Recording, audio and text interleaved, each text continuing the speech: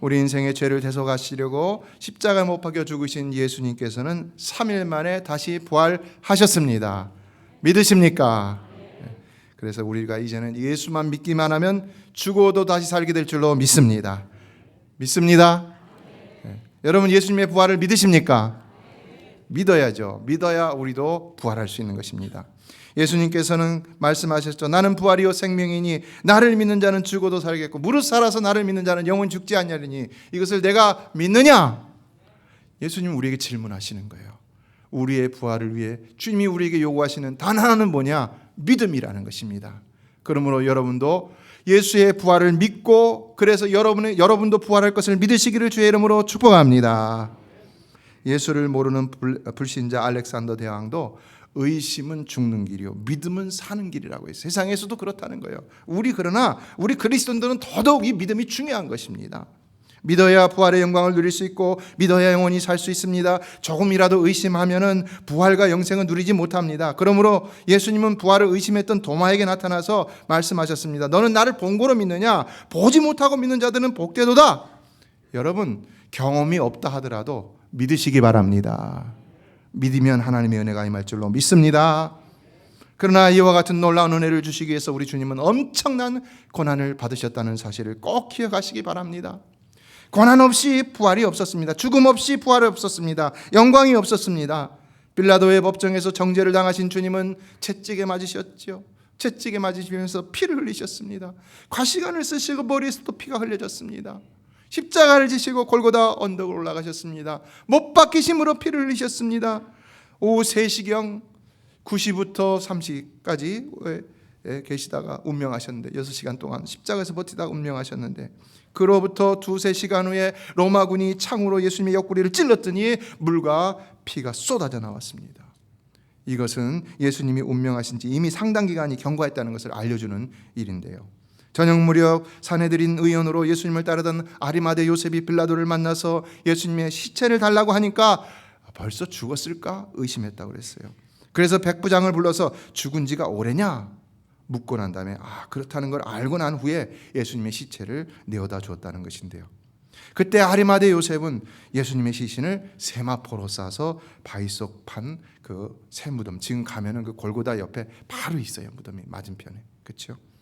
거기다 넣어두고 돌을 굴려서 무덤문을 막아놨다고 했어요. 그러니까 십자가에 달리신 예수님은 정말로 엄청난 고난과 고통을 당하심으로 그렇게나 빨리 세상을 떠나가셨다는 것입니다. 엄청난 고통과 고난이었습니다. 여러분 모멸과 수치 그 하나님의 아들로서의 자존심을 어떻게 감당했을까요? 그 고통 얼마나 아프시고 얼마나 괴로우셨을까요? 그러나 주님은 오직 저와 여러분만을 생각하심으로 그 모든 고난과 고통과 모멸과 수치를 다 감내하시면서 결국 십자가에서 그렇게 돌아가시고 마셨다는 것입니다. 이 놀라운 은혜와 사랑을 우리가 어떻게 갚을 수 있을까요? 사랑하는 성도 여러분, 이 주님의 십자가가 정말로 엄청난 은혜라는 사실을 믿으십니까? 그렇다면 우리는 어떤 삶을 살아야 되겠습니까? 찬송가 143장을 작시한 아이작 와츠 목사님은 늘 울어도 눈물로써 못 갚을 줄 알아 몸 밖에 드릴 것 없어 이 몸 바칩니다. 할렐루야. 우리도 눈물을 넘어선 헌신의 고백이 있어야 할 줄로 믿습니다. 저는 그래서 목사가 됐어요. 내가 하나님의 주신 은혜를 갚을 길이 없어서 이것밖에는 드릴 것이 없어서 목사가 됐어요. 그렇다고 여러분이 다 목회자가 되라는 얘기는 아니지만요, 이제 우리는 그 은혜에 보답하는 삶을 살아갈 수 있어야 한다는 것입니다. 주님이 주신 그 부활의 영광만을 누리려고 할 것이 아니라 그가 부활의 영광을 위해서 당하신 그 모든 고난도 함께 동참하려고 힘써야 한다는 것입니다. 오늘 본문은 말씀하고 있습니다. 예수는 우리가 범죄한 것 때문에 내줌이 되고 또한 우리를 의롭다 하시기 위하여서 살아나셨느니라. 주님은 우리의 죄 때문에 십자가에서 죽으신 것이고 또한 우리를 의롭다 하시기 위해서 다시 부활하셨다는 것입니다. 그러므로 우리가 그리스도의 십자가를 믿으면 우리가 죄 사함을 받고 부활을 믿으면 연약하고 부도가다 할지라도 우리는 You are righteous. 우리는 의롭다 하심을 받게 된다는 것입니다. 믿으시기 바랍니다. 감히 나 같은 죄인이 어떻게 의인이라 칭함을 받을 수 있는가? 그러나 그리스도의 부활을 믿는다면 우리는 의롭다함을 받을 수가 있다는 겁니다. 예수께서 부활하심으로 장사된 지 사흘째 되던 날 새벽 막달라 마리아와 다른 마리아가 무덤을 보려고 갔을 때 무덤 문이 열린 것을 보았습니다.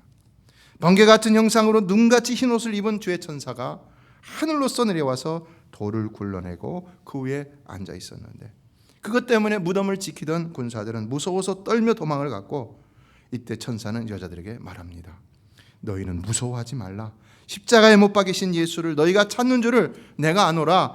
그가 여기 계시지 않고 그가 말씀하신 대로 살아나셨느니라. 와서 그가 누우셨던 것을 보라. 예수님은 분명 죽으신 지 사흘 만에 우리를 의롭다 하시기 위해서, 우리의 의를 위해서 다시 부활하셨다는 것입니다. 이 부활에 대한 증거는 엄청 많이 있습니다. 그래서 하버드대 법대 교수였던 사이먼 그린 리프 박사는 이 예수 그리스도의 부활의 증거는요, 법적으로도 오늘날 법정에서 법적으로도 증거가 넘친다고 그랬어요. 넘친다고 그랬어요. 그런데 본문을 보면은 살아나셨느니라라는 말이 문법적으로 부정과거 수동태로 되어 있는 것을 볼 수가 있습니다. 그러니까 예수님은 자신이 능동적으로 액티브하게 다시 살아나신 것이 아니라 하나님께서 그를 살려주셨기 때문에 살아날 수 있었다는 것인데요. 그럼 하나님은 왜 예수를 죽이시고 또한 살리셨는가? 바로 이것은 죽이심은 죄를 씻기 위해서라고 했고 다시 살리신 것은 바로 우리를 의롭게 하시기 위해서, 다시 말해 칭의를 위해서, justification, 칭의를 위해서 예수 그리스도를 하나님이 친히 살려주셨다는 것입니다. 이것을 로마서 1장에서는 하나님의 의라고 표현하는데요, 특히 1장 17절을 보면 이렇게 말합니다. 복음에는 하나님의 의가 나타나서 믿음으로 믿음에 이르게 하나니 기록된 바 오직 의인은 믿음으로 말미암아 살리라 함과 같으니라. 그러므로 이제는 누구든 예수의 죽음과 부활을 믿는 믿음만 있기만 하면은 아무리 큰 죄인이라 할지라도 의롭다 칭함을 받게 된다는 겁니다. 이러한 믿음으로 살아가기만 하면 되는 것입니다. 믿으십니까? 이 믿음이 오늘 이 시간 더 충만해지시길 주님의 이름으로 축원합니다. 로마서 6장 10절로 11절은 말했습니다. 그가 죽으심은 죄에 대하여 단번에 죽으심이요 그가 살아계심은 하나님께 대하여 살아계심이니 이와 같이 너희도 너희 자신을 죄에 대하여는 죽은 자요 그리스도 예수 안에서 하나님께 대하여는 살아있는 자로 여길지니라. 사랑하는 성도님, 이제 그러므로 우리는 죄에 대해서는 죽고 하나님께 대하여 살아있는 의인으로서의 삶을 살아가야 할 줄로 믿습니다. 이제 우리는 의인의 삶을 살아야 되는 것입니다.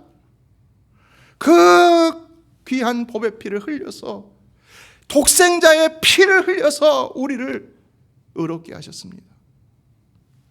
그를 죽이셔서 우리의 모든 죄값을 치러주시고 그리고 또 다시 그를 살리셔서 우리를 의롭게 만들어주셨다는 것인데요, 그러므로 우리는 이 은혜가 헛되지 않기 위해서 정말로 그 은혜에 보답하는 마음으로 의인의 삶을 반드시 살아갈 수가 있어야 하는 것입니다.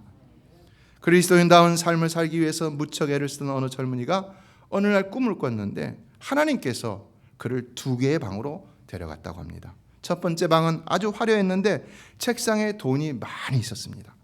그런데 2번째 방을 가니까 전혀 볼품이 없는데 방에 놓여 있는 책상 위에 돈이 몇 푼 없고, 그리고 이런 소리가 들려왔다고 합니다.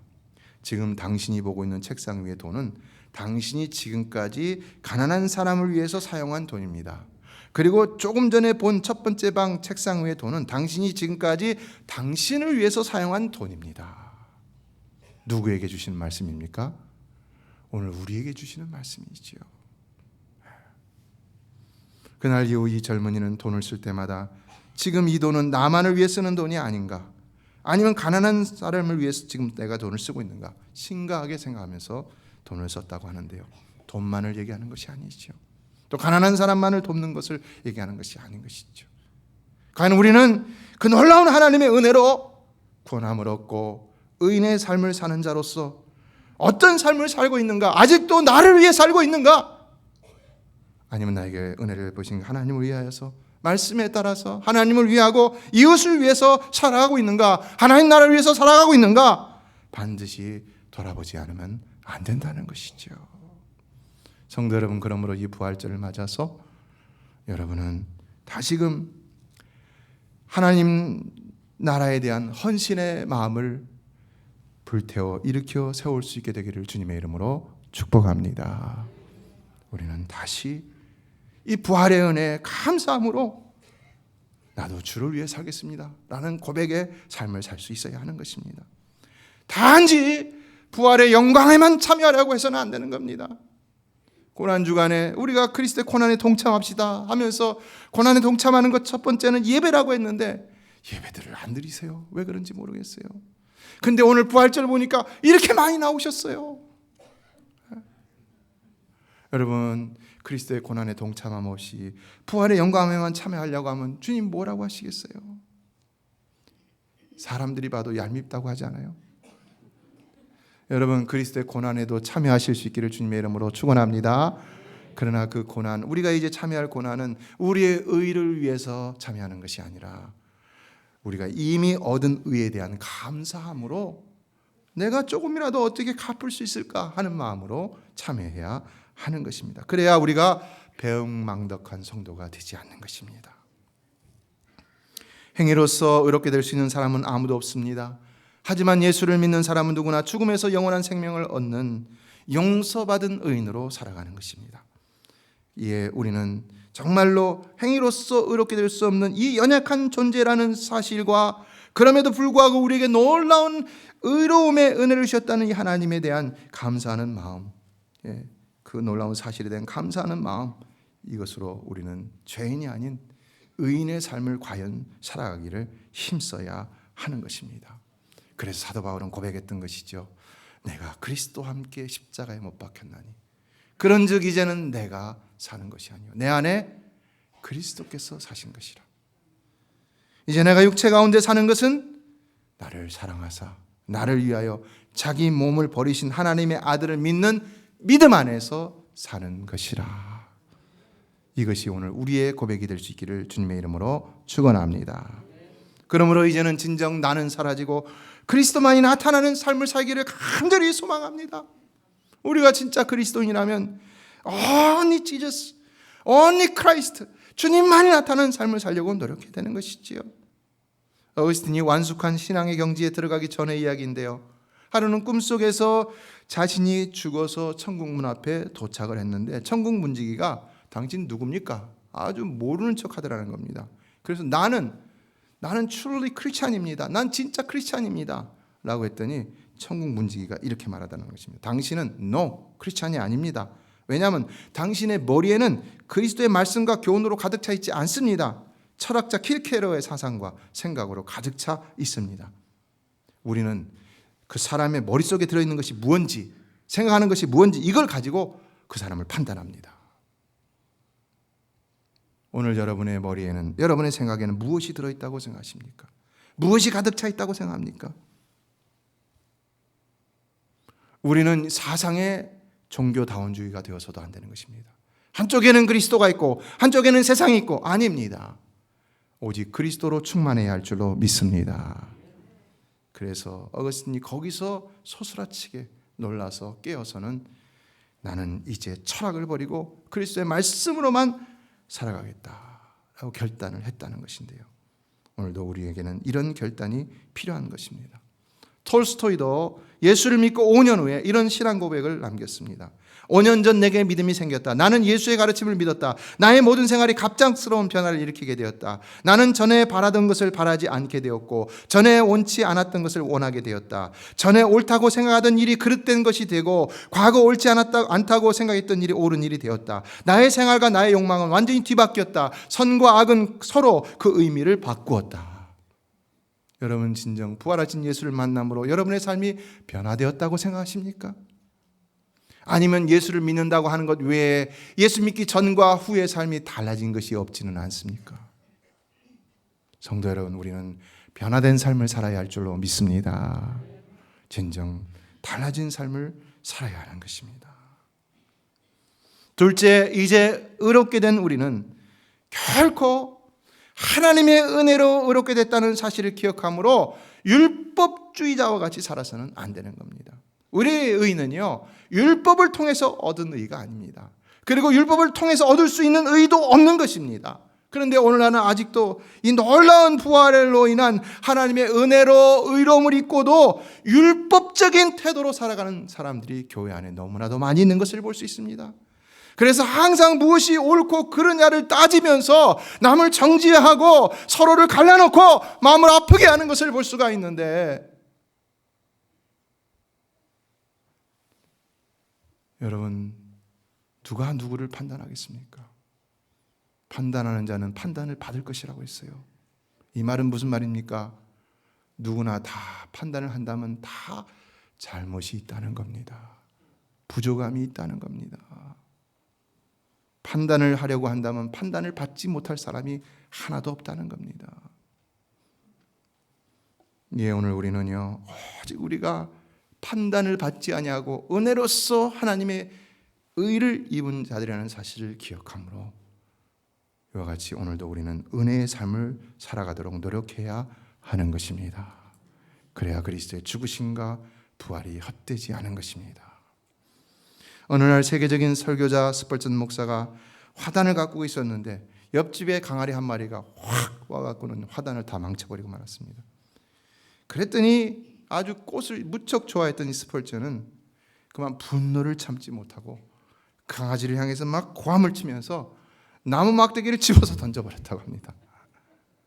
아니, 그 경건한 목사님이 어떻게 그럴 수 있었을까? 여러분이 옆에 있었다면 깜짝 놀라고 아마 실망했을 거예요. 그러나 이 이야기는 뭘 가르쳐주고 있습니까? 세상에 누구도 완전한 사람은 없다는 것이죠. 깜짝 놀라서 어떻게 저럴 수 있느냐고 말하는 그 사람도 사실은 똑같은 사람일 수 있다는 거예요. 누가 누구를 향해 돌을 던질 수 있겠습니까?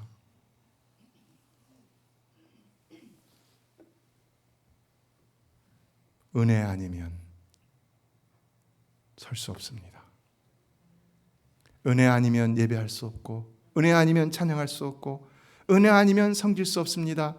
은혜 아니면 천국 갈 수 없습니다. 믿으십니까?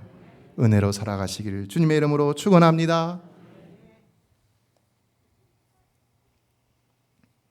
그래서 우리는 긍휼하심을 받고 때를 따라 돕는 은혜를 얻기 위해서 날마다 은혜의 보좌 앞에 나아가야 하는 것입니다.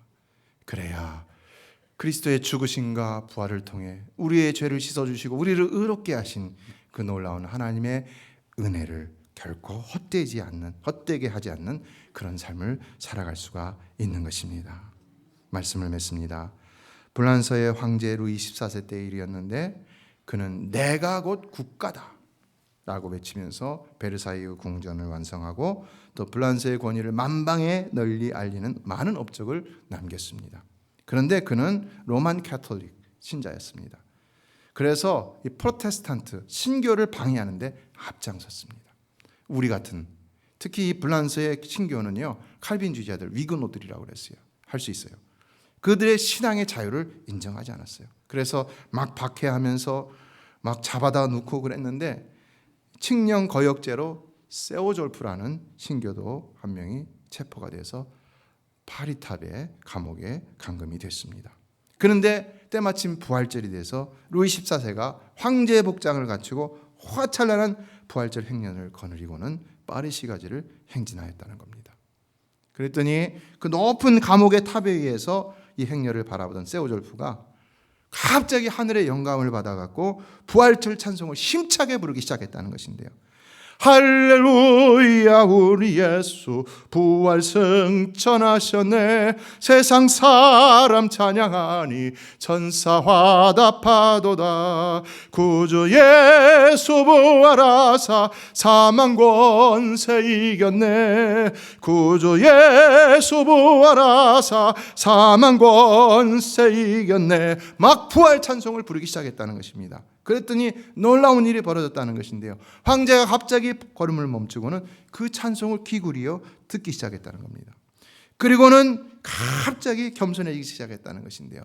그 찬송이 의기양양하게 행진하던 루이 14세의 양심을 쾅 때렸기 때문이라는 것입니다.